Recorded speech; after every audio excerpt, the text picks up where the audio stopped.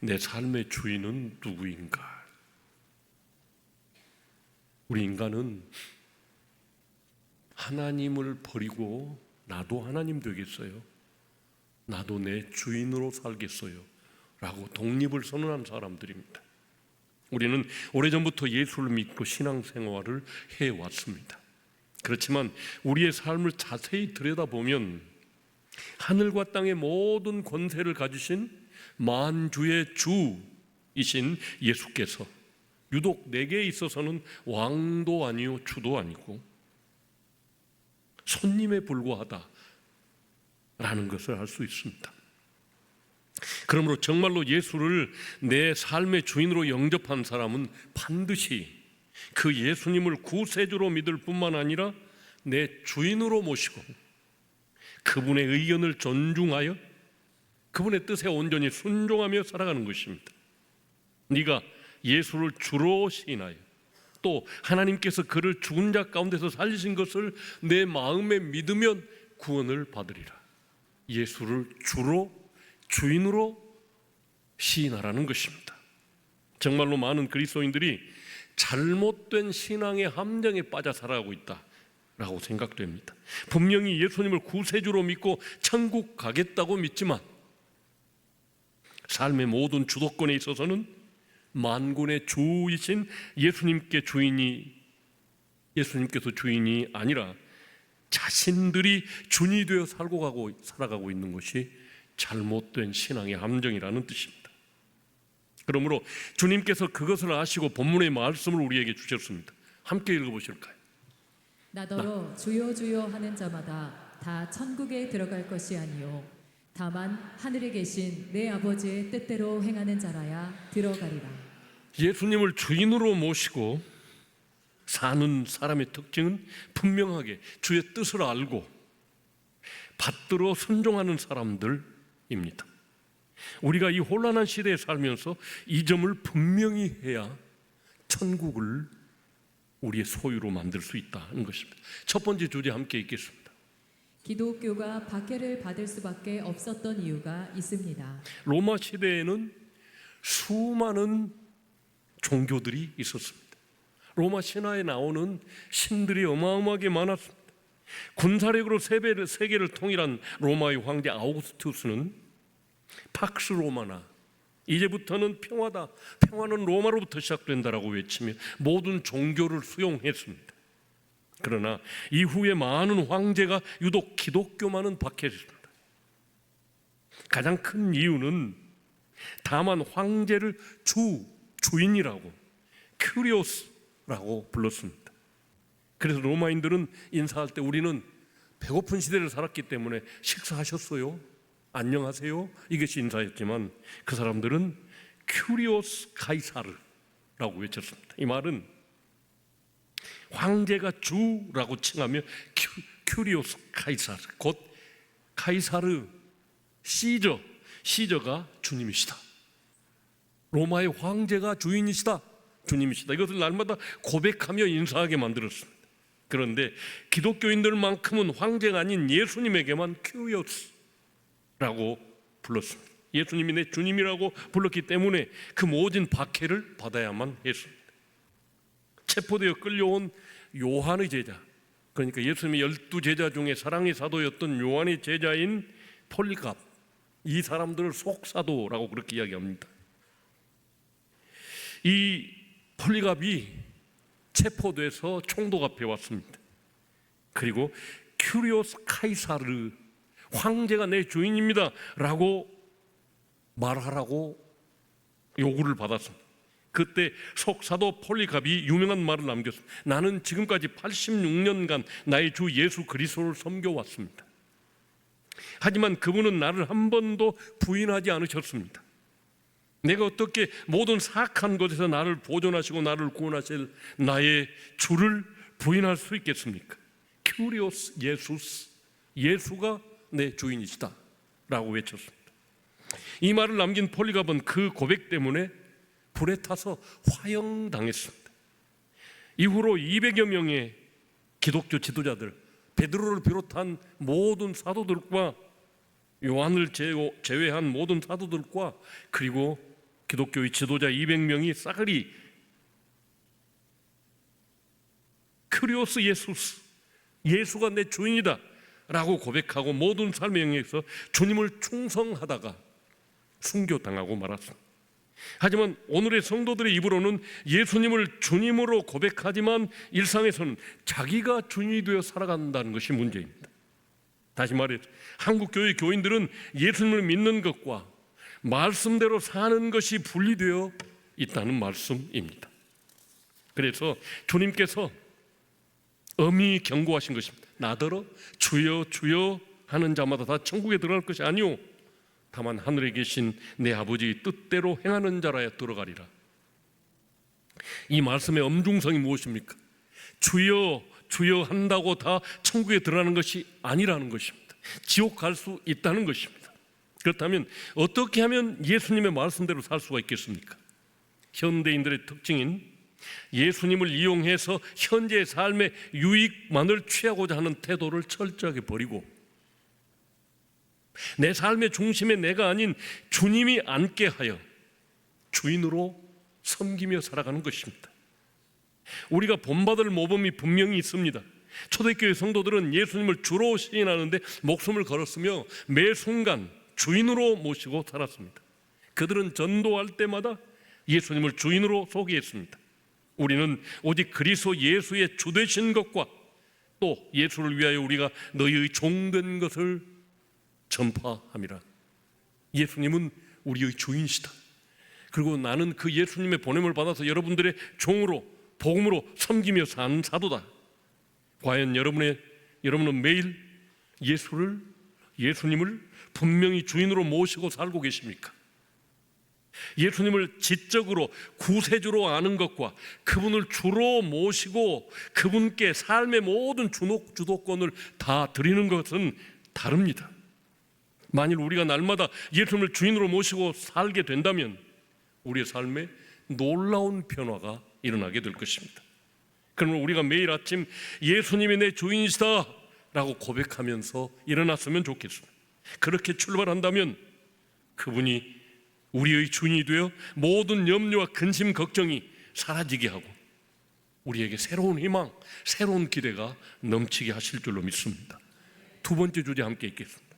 그러므로 우리 인생을 획기적으로 바꿀 수 있는 것은 내 노력이 아니라 주인을 바꾸는 것입니다. 구약 아가서 솔로몬과 시골 처녀 술람미 여인과의 사랑 이야기입니다.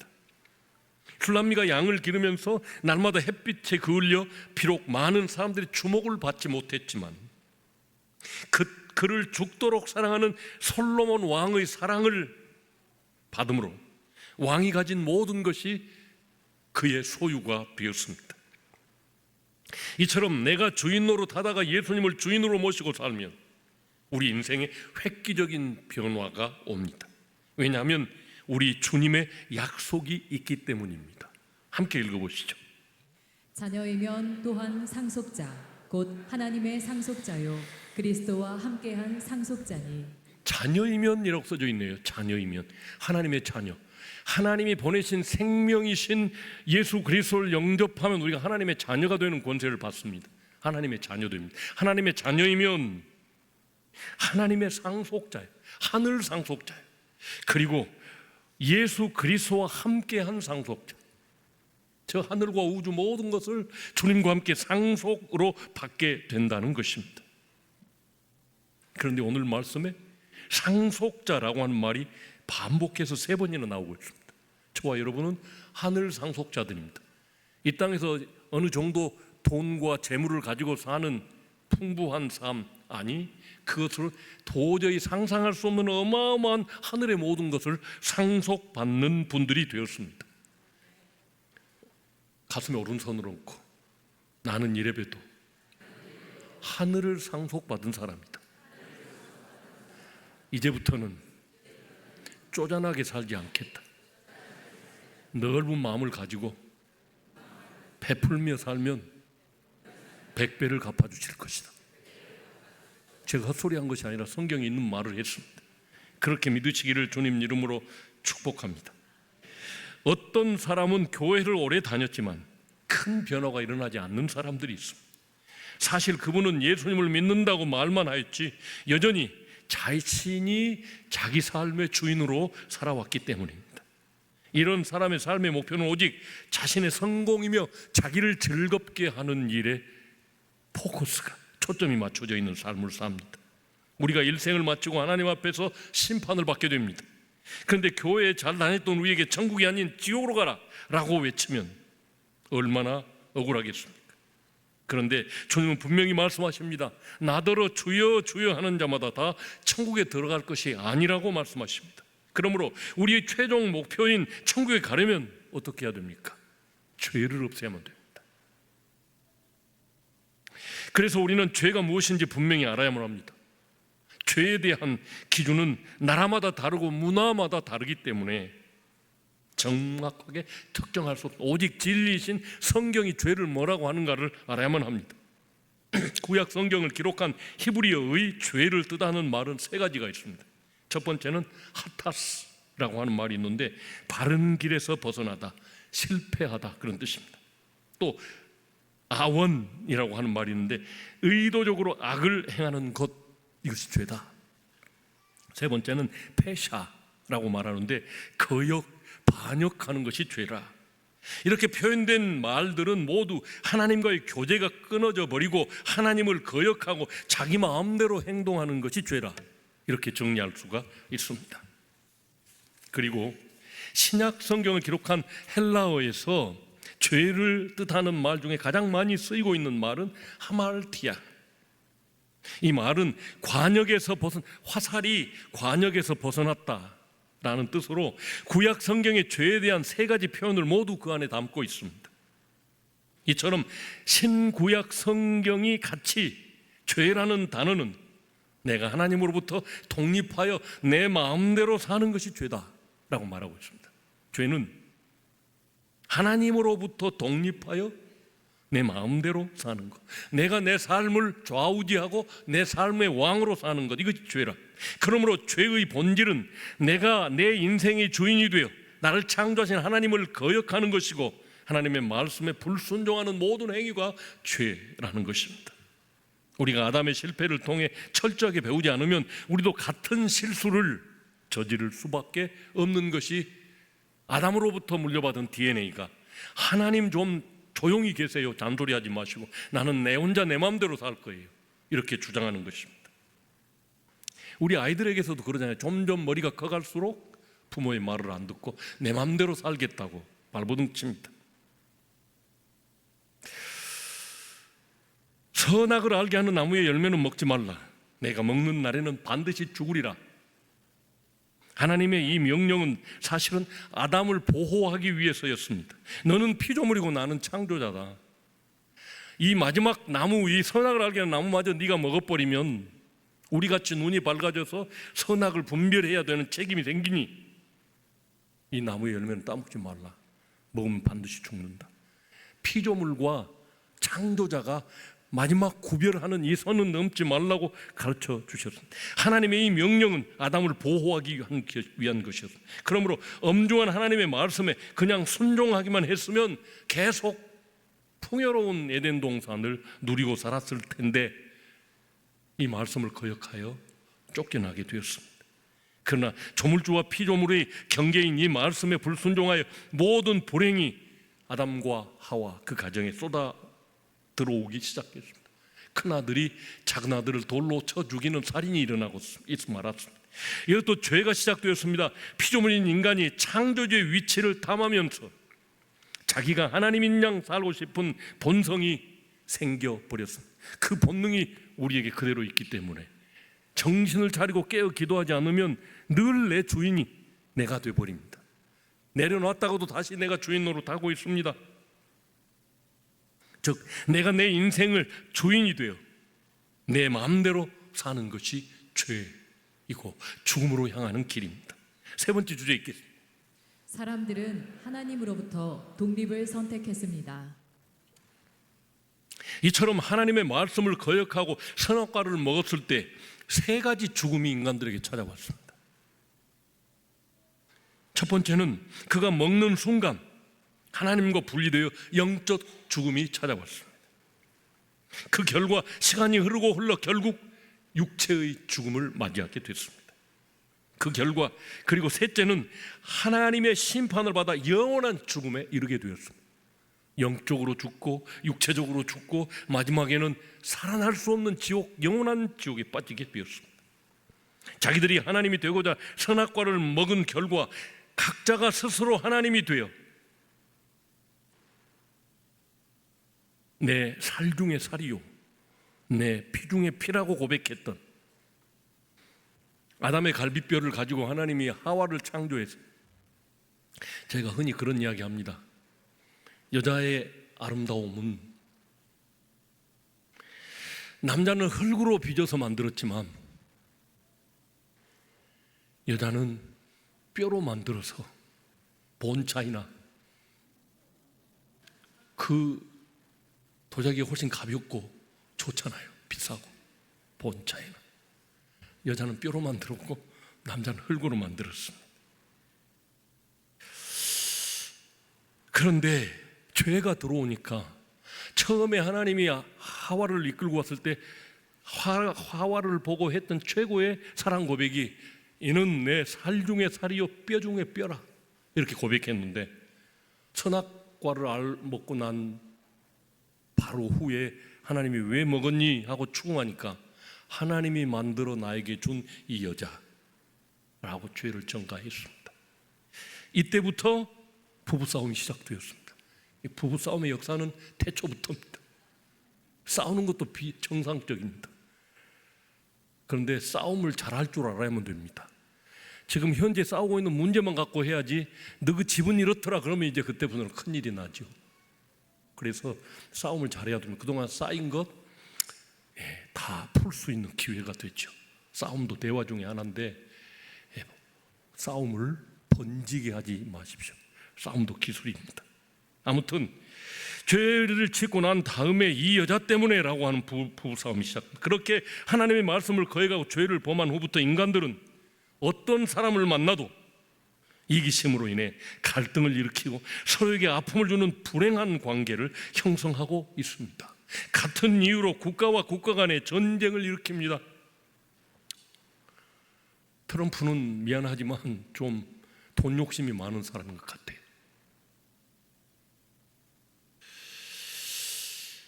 그래서 명분을 만들어 가지고 명분이 자꾸 바뀝니다마는 명분을 만들어 가지고 미국 최우선주의를 추구하고 있는 사람입니다. 이런 이유로 전쟁이 일어나서 수많은 사람들이 죽었습니다. 하나님은 수많은 피조물 중에 유일하게 사람에게만 하나님의 생기를 불어넣어 주셨습니다. 그러므로 사람이 하나님을 떠나면 하나님의 호흡이 우리에게서 빠져나가므로 살아있으나 죽은 사람인 것입니다. 우리는 그분의 숨이 없는 단 1초도 살 수 없는 존재입니다.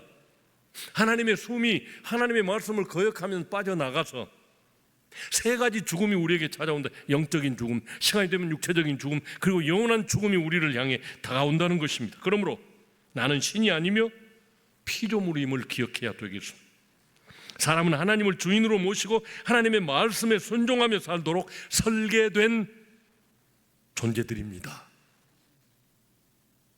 그런데 우리도 아담처럼 주여 주여 하면서도 어느 순간에 보면 습관처럼 내 자신이 왕이 되어 내 인생의 주인이 되어 있는 것을 이 목사도 늘 스스로를 발견합니다.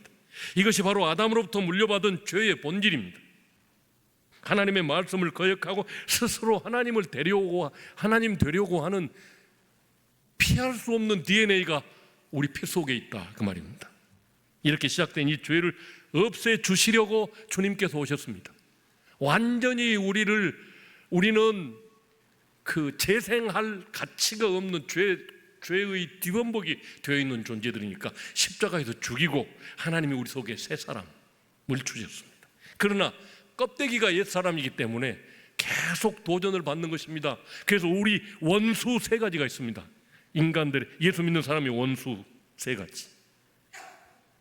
첫 번째는 사탄, 두 번째는 세상, 네 번째는 내 육신.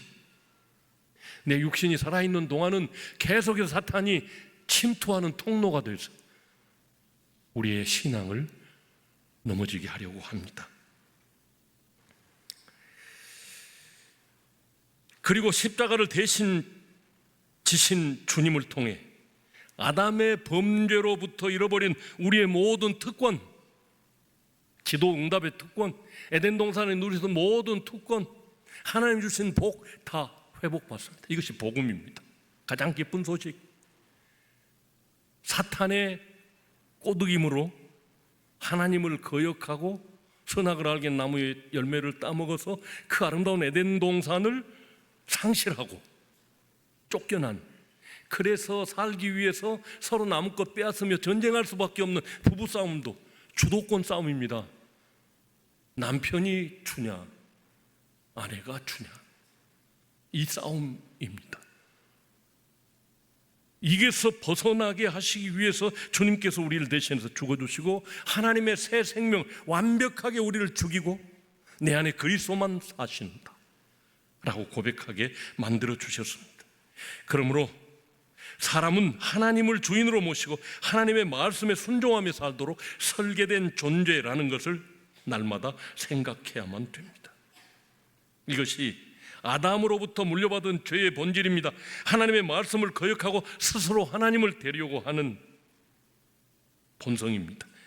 이렇게 시작된 죄를 없애주려고 주님께서 오셨습니다. 그리고 십자가를 대신 지신 죽음을 통해 아담의 범죄로부터 잃어버렸던 모든 특권을 회복받게 되었습니다. 인류의 대표가 되어 둘째 아담으로 오신 주님께서 40일을 금식하며 공생애를 시작하셨습니다. 돌이 떡덩이가 되게 하여 먹으라 라는 유혹했던 사탄의 그 어떤 유혹에도 절대로 넘어지지 않고 하나님의 말씀에 온전히 순종함으로 아담이 지은 모든 죄를 덮고 사탄을 이기고 하나님의 형상으로서 저와 여러분의 주권을 되찾아 주셨습니다. 주님은 스스로 하나님이면서도 아버지의 뜻을 따라 기꺼이 죽기까지 순종하는 삶을 살아서 원래 하나님이 창조하신 본질적 인간이 회복되는 순간이 되었습니다. 그러므로 우리도 아담처럼 스스로 왕노릇하고 살면 영원히 죽고, 주님처럼 기꺼이 자기를 비우고 아버지의 뜻대로 죽으면 영원히 왕노릇하며 살게 될 것입니다. 그런 의미에서 바울의 신앙 고백이 우리의 마음을 울려줍니다. 함께 읽겠죠. 내가 그리스도와 함께 십자가에 못 박혔나니 그런즉 이제는 내가 사는 것이 아니요 오직 내 안에 그리스도께서 사시는 것이라. 그래서 하나님 아담 안에서 생긴 죄의 습관을 버리고 주님께로 돌아오라고 수없이 외쳤습니다. 수많은 선지자들을 통해서 성경을 기록하고 위대한 말씀들을 진리로 변치 않도록 기록해 두시고 이것을 읽는 자마다 부르시고 전도자들을 통해서 복음 전함을 받은 사람들이 다 듣게 하셨습니다. 그러므로 내가 내 삶의 주인이 되어 거역하는 하나님과 원수된 삶을 버리고 주님께로 돌아와야 합니다. 날마다 말씀 앞에서 나를 말씀과 직면하게 대면하게 하고 내가 가는 길이 지금 휘청거리고 있지 않나? 좌우로 치우치지 하고 있지 않나? 하나님의 말씀대로 나는 살아가는 것인가? 내 주인은 분명히 주님이신가를 날마다 점검하며 살아야지. 그렇지 않으면 어느 사이에 나는 비틀어져 있다 그 말입니다. 사도 야고보는 육체대로 살면 하나님과 원수가 된다고 하였고, 바울은 죄는 마음에 하나님 두기를 싫어하는 것이라고 했습니다. 로마서 1장 28절에 그들이 마음에 하나님 두기를 싫어하며 하나님이 그들을 내버려 두사. 우리 장로교회 아주 가장 중요하게 여기는 웨스트민스터 요리문답 1번에 사람의 제일 되는 목적은 하나님을 영화롭게 하고 그를 영원히 즐거워하는 것이다 라고 했습니다. 사람이 하나님으로부터 독립하여 자기 마음대로 살면 하나님을 영화롭게 할 수도 없고 하나님을 즐겁게 할 수도 없습니다. 로마서가 정확하게 우리의 주인된 삶의 죄성을 지적하고 있습니다. 육신의 생각은 하나님과 원수가 되나니 육신에 있는 자들은 하나님을 기쁘시게 할 수 없느니라. 아까 원수가 셋이라고 그랬어요. 사탄, 세상, 그리고 내 육신. 결론적으로 마음에 하나님 두기를 싫어하는 죄인들의 열매가 무엇이었습니까? 지금 우리 이 세상 대한민국을 비롯해서 소돔과 고모라 같은 일들이 자행되어지고 있습니다. 우리는 시골에 살아서 그나마 좀 덜하는데 서울에는 별 이상한 곳이 많습니다. 불의, 추악, 탐욕, 악의, 시기, 살인 등입니다. 이것들을 환경에 따라 있다가도 없어지고 또 생기는 열매입니다.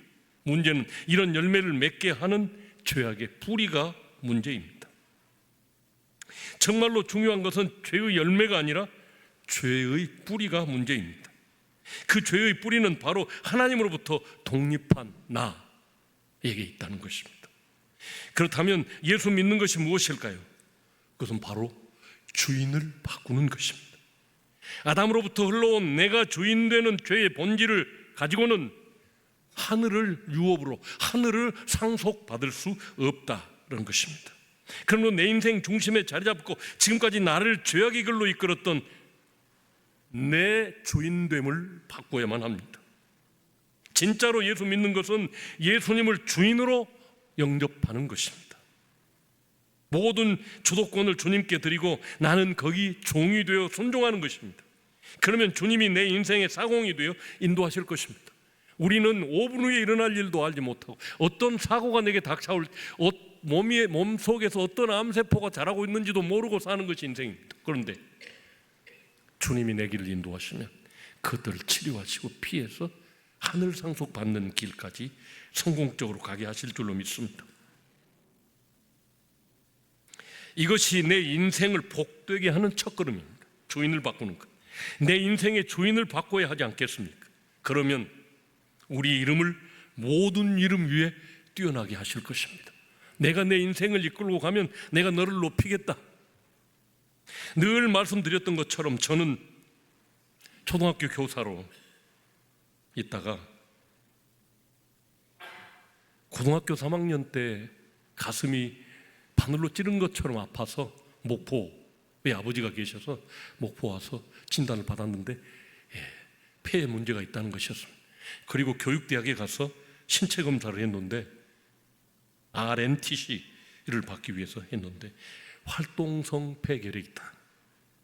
그때 아무리 치료해도 낫지 않으니까 하나님 한 번만 살려주시면 내가 목회자의 길을 가겠습니다 했더니 정말로 나서 버렸어요. 약을 안 먹고. 하나님이 나를 치료하셨다고, 미열도 권태감도 다 없어졌다고 신앙 고백까지 했는데, 고백까지 해서 나는 나았다고 말했는데 나중에 보니까 내가 못 믿고 있더라고요. 그럼 맨 마지막에 이제 병이 나았다고 군대 오라고 그러니까 군대 가서 10kg 구보 완전 군장하고 항상 A그룹 1등 그룹에 뛰는 걸 보고 진짜 내가 나섰구나. 그때야 확신하게 되었습니다. 그래서 하나님께 약속한 대로 12년이 지나니까 교직에 있다가 이제 약속을 지켜라. 하나님이 다가오시더라고요. 그래서 1986년 5월에 사직서를 내고 목포 동문교회 전도사로 부임했습니다. 신학교도 안 간 사람을 전도사를 해주대요. 목회자가 되기 위해서 신대원에 들어갔는데 하루는 용인 양지 기숙사 B동 216호실에서 혼자 앉아서 4사람이 사는 방에 저 혼자 앉아서 로드십 주님의 주님 되심을 공부하고 있었습니다. 주님께서 찾아오셔서 그때 내가 내 주인이 맞느냐라고 물으셨습니다. 네가 주인을 바꾸면 나 하나님이 너를 책임지고 인도하겠다라는 것이었습니다. 그렇게 내 인생을 인도하신 주님은 한 번도 나를 실망시키지 않으셨습니다. 많은 단련은 받았습니다마는 항상 하나님께서 옳은 길을 선택해 가게 하셨습니다. 여러분 인생의 길을 주님께 맡겨보시지 않겠습니까? 절대로 실망하는 일은 발생하지 않을 존귀하고 찬란한 삶이 여러분 앞에 펼쳐지게 될 줄로 믿습니다.